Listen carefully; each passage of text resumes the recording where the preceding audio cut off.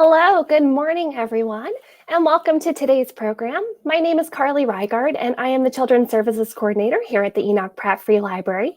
Today we have Miss Karen, who will be joining us, Children's Librarian at the Clifton Branch, to share some of her favorite books that we hope you would enjoy too. Before I turn it over to Karen, I just wanted to remind everybody that the Pratt Library is open at 50% capacity, so we would love to see you at our branches and to help you find your next great read. Also, we have wonderful programs happening all the time for children, teens, and adults, and we hope to see you there. Be sure to visit prattlibrary.org for more information. Without further ado, I'm going to turn it over to Miss Karen. Good morning. It's so good to have you all here with us.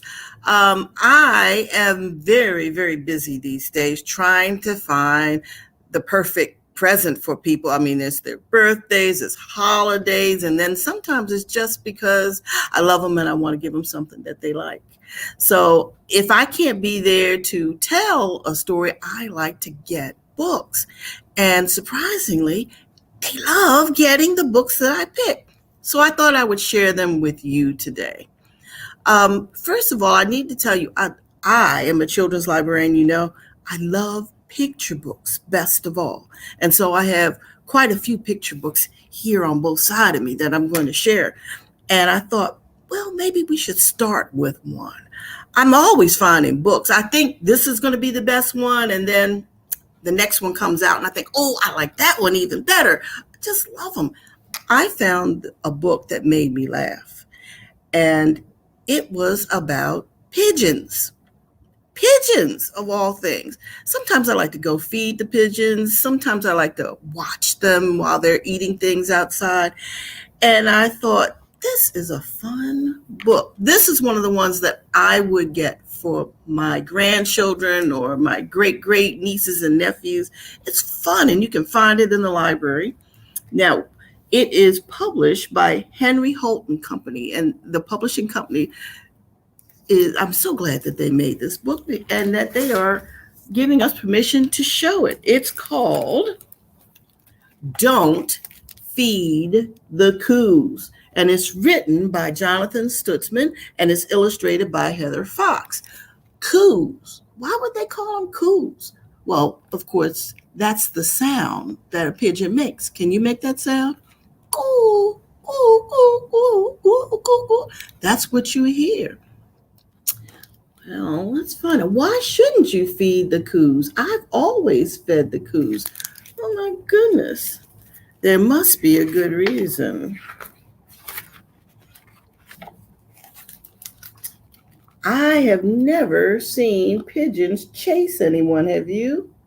My goodness, this looks a little unusual. Let me move back a little bit so we can all see this. This got a lot of pages in there. Wow, there's someone. Oh, isn't it cute? Oh my goodness, I love that little pigeon. But I'll call him by his nickname, a coo.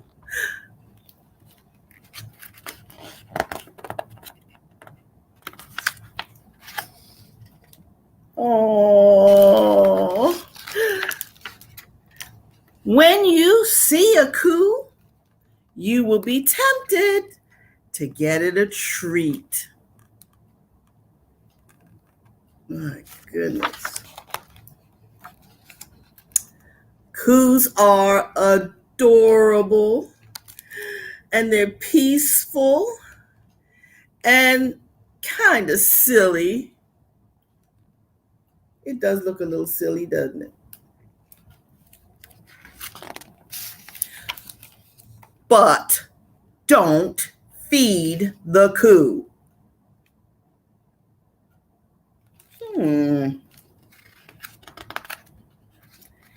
If you feed one, oh my goodness, they will all come. Well, I must admit, when I've fed pigeons, I can see that will happen. And when you feed one pigeon, they all come around. Same thing with these coos.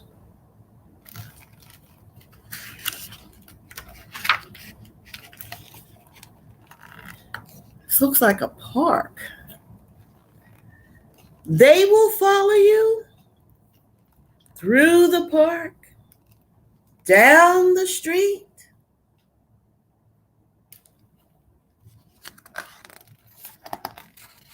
all the way home. Oh my goodness. Your mother will not be pleased. I can see her now. What are all of these?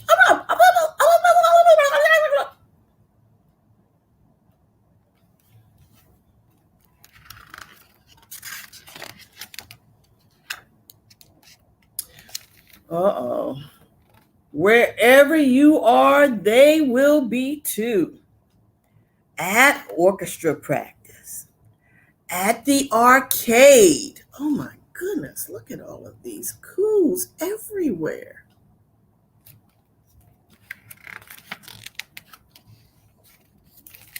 Even at karate practice.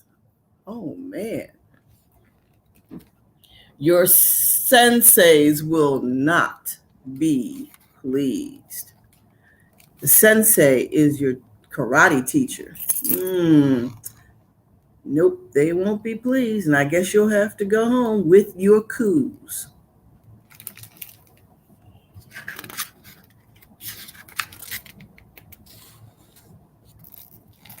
And to thank you for feeding them, the coos will leave coo poo. Coo poos everywhere. Coo poos covering everything.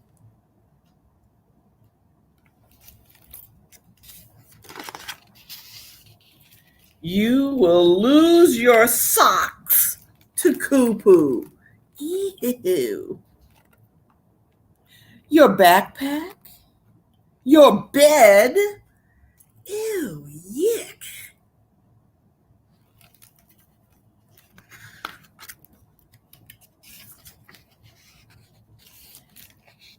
Your mind.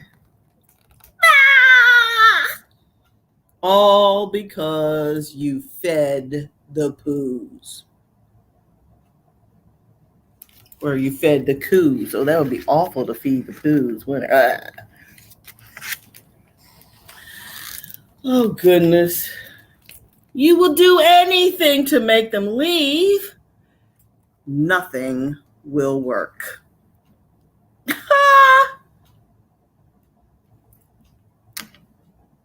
I think those coos are smarter than we are.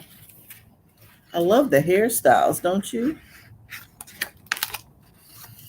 You will try to hide, but you cannot hide from a coo. Oh. So what are you supposed to do about a coo?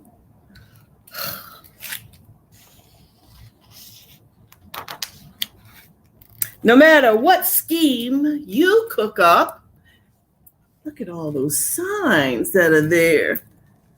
Private property, no coos allowed, go away. Coo shall not pass. Coo free zone. Coos not welcome. But your plans will fail. They will eat and eat and eat and coo and poo on everything. I think those coos are pretty smart. Let's see. They said, instead of saying coo shall not pass, they scratched out the not. And no coos allowed, they scratched out the no. Coo free zone, coo zone. Oh my goodness. Coos welcome, private property. Oh, that's clever. Oh my goodness. Poor you. You can't get rid of the coo.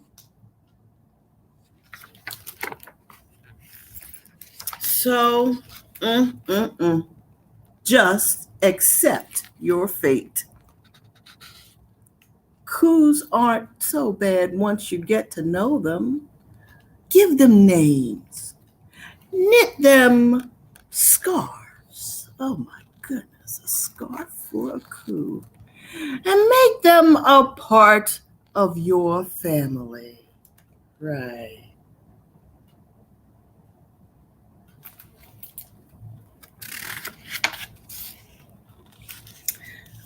Take them for a walk in the park. Coos love the park. A healthy coo is a happy coo. And while you're walking, you might see a sign. Missing pigeons.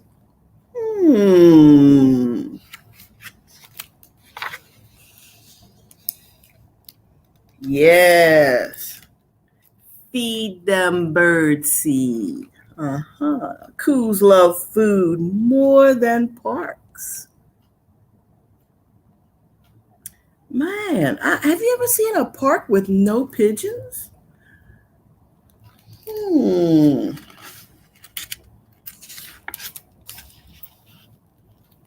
Now, yeah, you're getting ahead of the hang of this, kid. So embrace your coos because they will be your coos till the very end. There is absolutely, positively no way to get rid of them.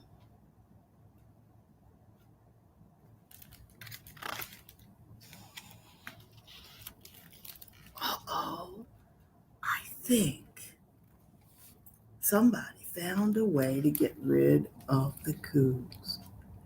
Clever child. The end.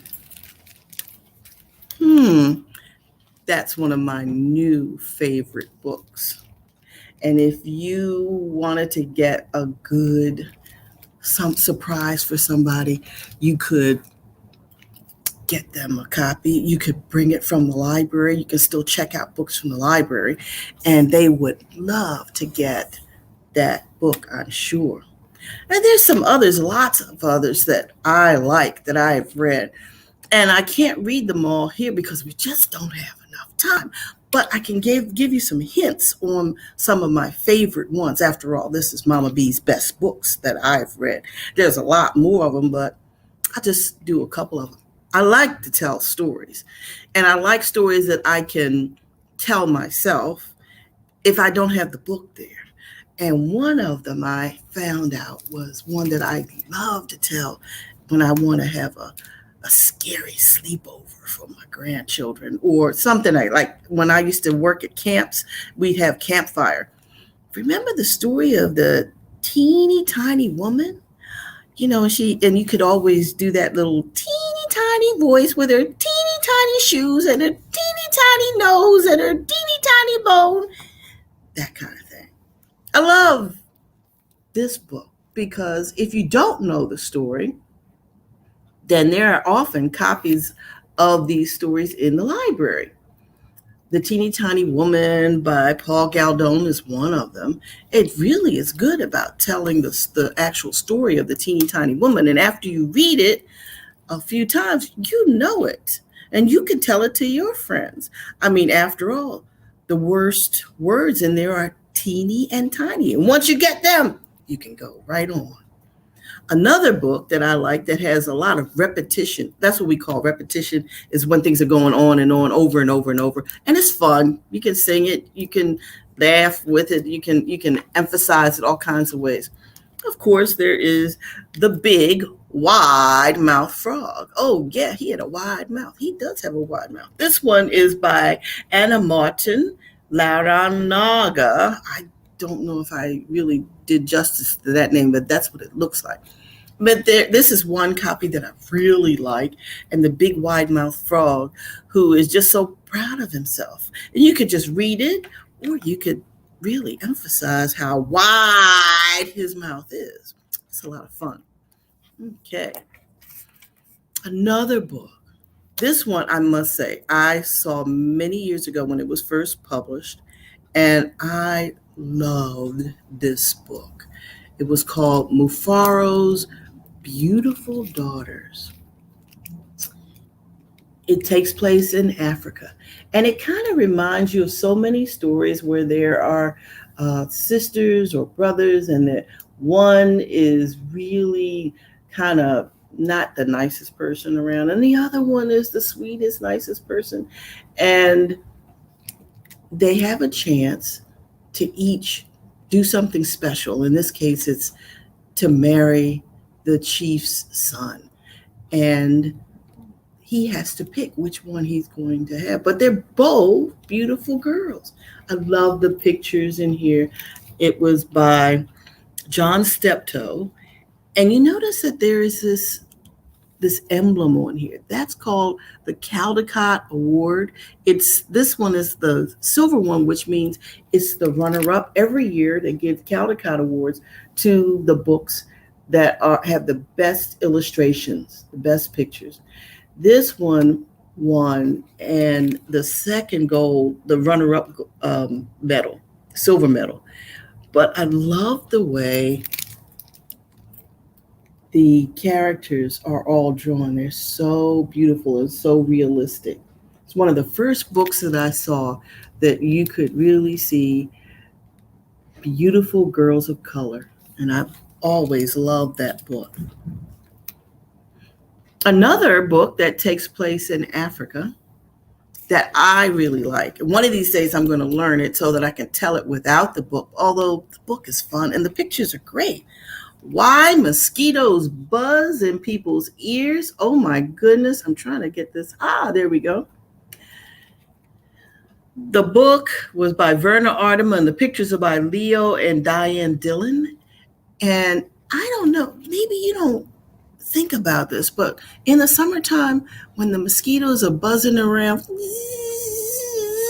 in your ear, you just want to go, oh, get away, get away, get away. Well, this story is supposed to tell you why they do. It's a folk tale, so you can believe it or not, but it's got some great characters in it. And I love the way they drew the pictures. Oh my goodness, it's really great. Those are some super books.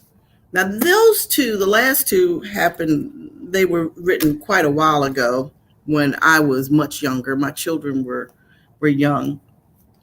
One that I really like, that's a recent book, is One Day in the Eucalyptus Tree. And I love the fact that it's a cumulative book, meaning one thing happens and then because of that, another thing happens and that another thing happens. So it kind of builds on things. It's a great book and it's repetitive. So you can almost, you know what to expect, and you like to see, is it really going to happen? Like Ken, notice there he is up there. There is something in that tree right there. And that boy doesn't know it. Oh no.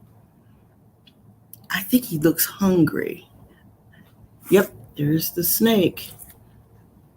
But it all turns out in the end, of course. The other thing about this is you see all of these colors on the trees. You might think, there's no tree like that, but there is a type of eucalyptus tree that's called a rainbow eucalyptus tree.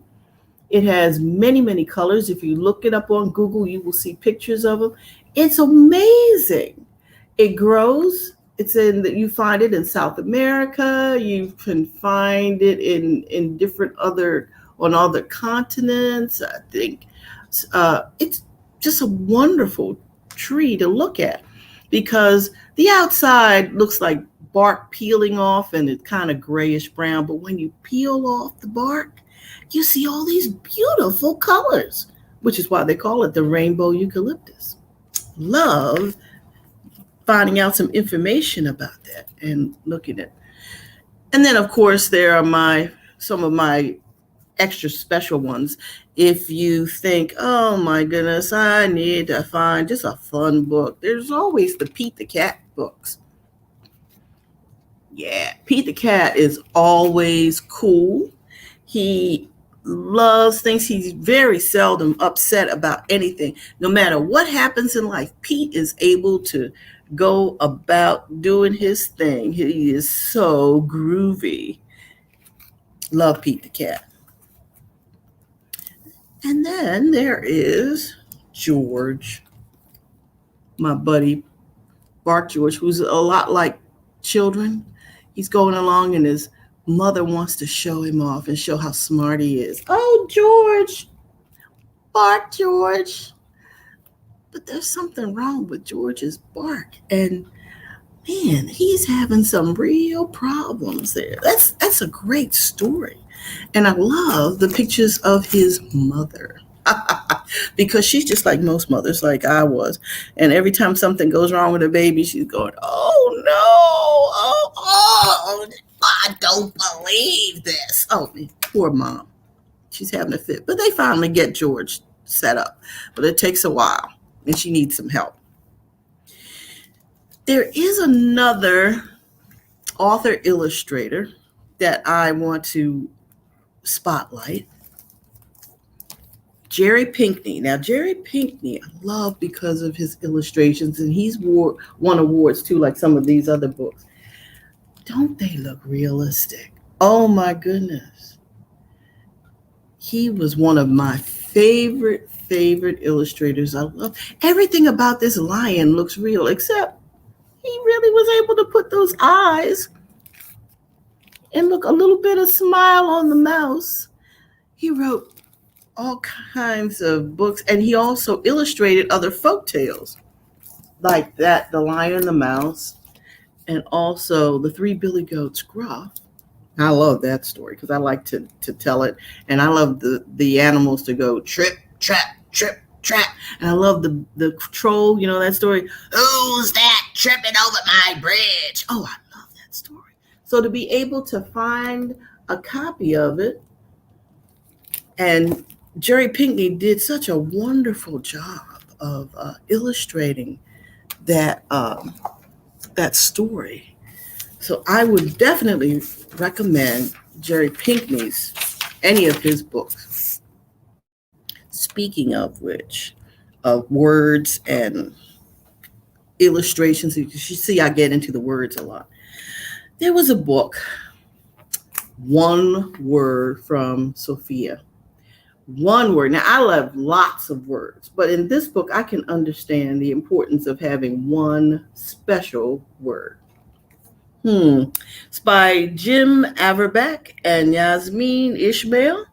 And guess what? I think I'll share it with you today.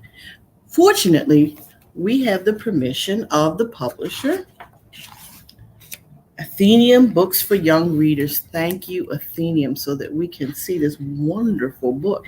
Now, I will tell you that when I was growing up, when I was about Sophia's age, I wanted a horse more than anything in the world. And I told my mom, can I have a horse? I'll take care of it. I'll feed it and I'll brush it. And my mother said, where are you going to keep it? Because you live in the city in the middle of a row house. And I said, I'll keep him in the backyard. And she looked and said, well, what are you going to feed him? Because the horses eat a lot. And I said, well, there's grass in the backyard and there's apples and I can feed it. Well, it needs to exercise, my mother would say. And I said, well, I'll ride it around. I still don't have that horse. Well, Sophia, it's her birthday coming up. And she wants something real special. Let's find out what she wants. One word from Sophia.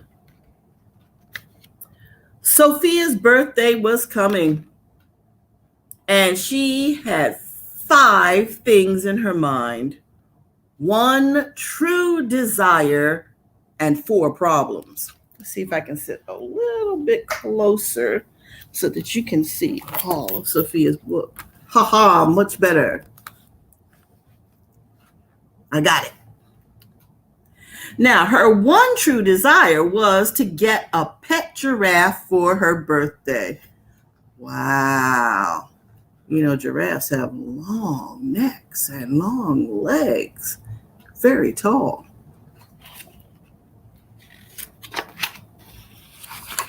Her 4 problems were her mother, who was a judge, her father, who was a businessman, her uncle, Conrad, who was a politician, and her grandmama, who was very strict. You know what it's like to be very strict. It's like me when I ask my grandchildren, have you picked up your clothes in your bedroom? And they said, oh yeah, we're going to do that. Come back. You have to do that. Okay, yes, Grandma. But Sophia was very smart. She presented her case to her mother. I would like a giraffe, she said, because they burn less gasoline, so they meet federal regulations better than the cars we use now. And in the last 50 years, no giraffes have been recalled for defective parts, and newer models have a particular strong safety record. Also, giraffes have not been shown to be the cause of any major diseases. Giraffes are legal in all 50 states. And a giraffe could take me to ballet class, deliver me right to the 2nd floor. That would be really cool, wouldn't it?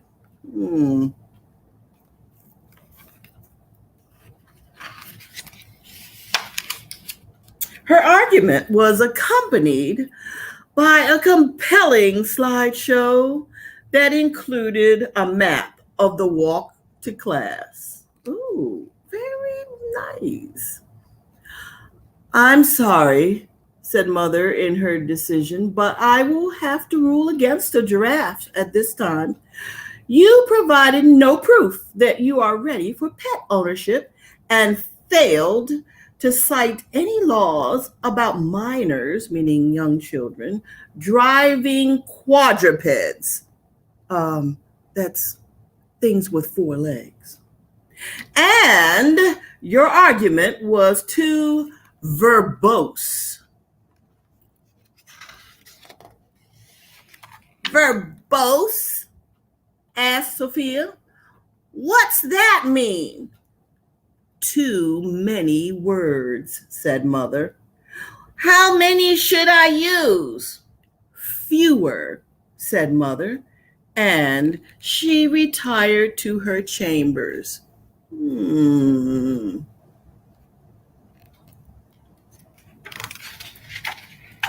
So, Sophia used fewer words with her father. Giraffes, said Sophia, are a good source of manure, which can be sold at a profit to garden centers and activists. In short, people will pay me for poop.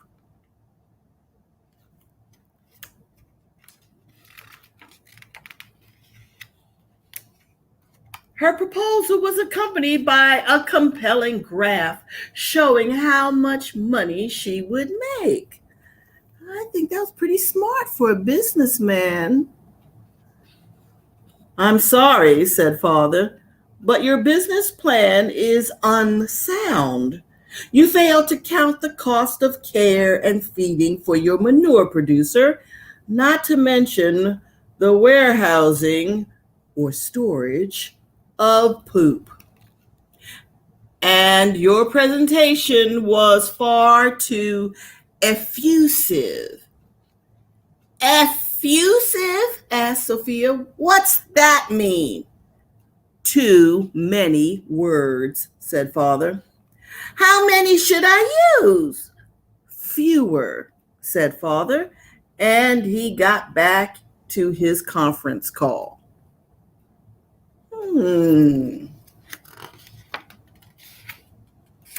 Sophia polled the other members of the household, meaning she took a vote from the other members of the household, and you see who they are. Those are all of her friends, which is a good idea.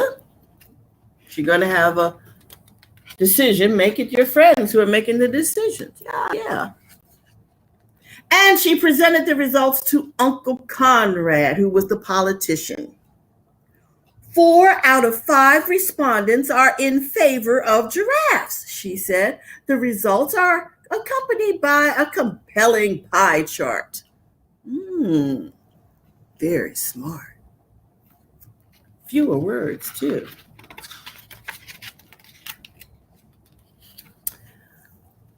I'm sorry, said Uncle Conrad, but your results indicate that being in favor of giraffe ownership would cost me support from the Pony American community. The Pony American community? And besides, your report was far too loquacious. Sophia didn't even need to ask.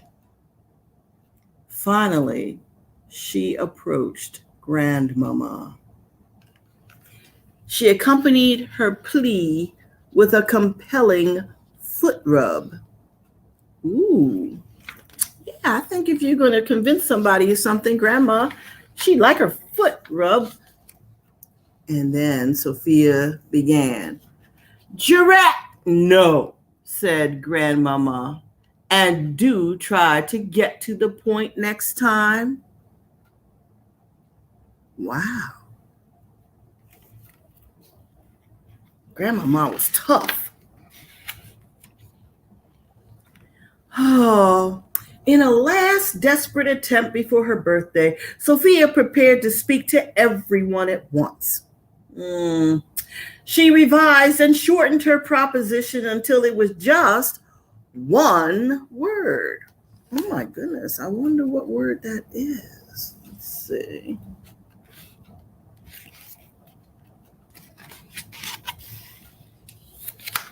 Please.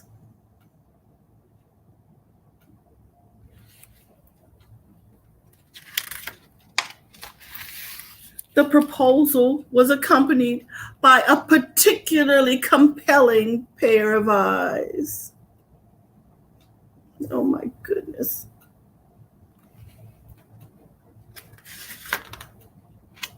On her birthday, Sophia was delighted to find that short and sweet often brings results. Oh, look what she got. She got her giraffe. One word really worked, she said. That special word was please.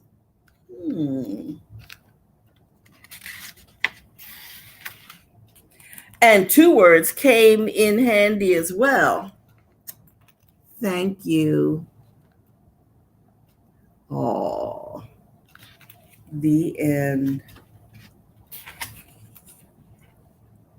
Man, she's having some fun now, isn't she? Maybe I should have said, please. Oh, well. It's a great story. I like it. And you can get it from the library. You can get it from the bookstore.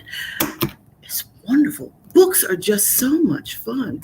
Now, I know I like picture books, but every once in a while, maybe you have a sleepover, or maybe you have a party and you want to have something to read, but maybe it's a little difficult to read it because it's a nice story. It's going to take a little more time because you don't want to go to sleep right away, right? But it's a little hard. Well, you can get somebody, maybe there's a mom or a grandmother or aunt or maybe a big sister or some big brother, someone like that, who will read a good story to you at night. Now, if you have a bunch of friends over who you want somebody to hide under the covers and get scared, I love stories like that. That's like Wiley and the Hairy Man, and there are a lot of different ways of telling Wiley and the Hairy Man. This book I found in the library by Molly Garrett Bang, and she did some pictures to go along with it. Wiley and the Hairy Man. It's a scary, so don't get anybody to read it to you unless you want to be scared. Every once in a while, I need a scary story.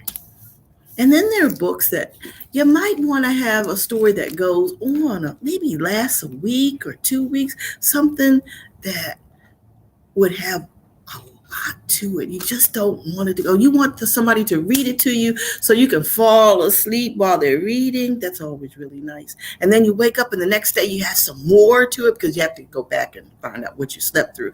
And the parents love it too because they like the stories too. This one is by Kate DiCamillo, The Tale of Despero. That's one of my favorite books. Now, they did a movie of it. The movie's okay. I mean, it's a movie. It's cool. The book is so much better. It was so good that the year it was published, it won the Caldecott Award. So that's one thing. If you see some books that have that gold medal or silver medal, they're really good books too. I love this one. It's a great story. It's almost a fairy tale about a little mouse who everybody thought he's not going to be very big. He's not going to be very strong. He's not going to make an effect. We just don't think anything will come of him. But he was very brave. And he liked to read too, which was really cool. The Tale of Despero is one of those books that I would say, if you want a book that you can say, can somebody read me a story that's going to take a while? It's going to be fun. Every night you could sit down and read a chapter of that book or some others. And all of these books you can find in the library. They make wonderful gifts. And I could tell you so many more, but I'm getting hungry. Aren't you?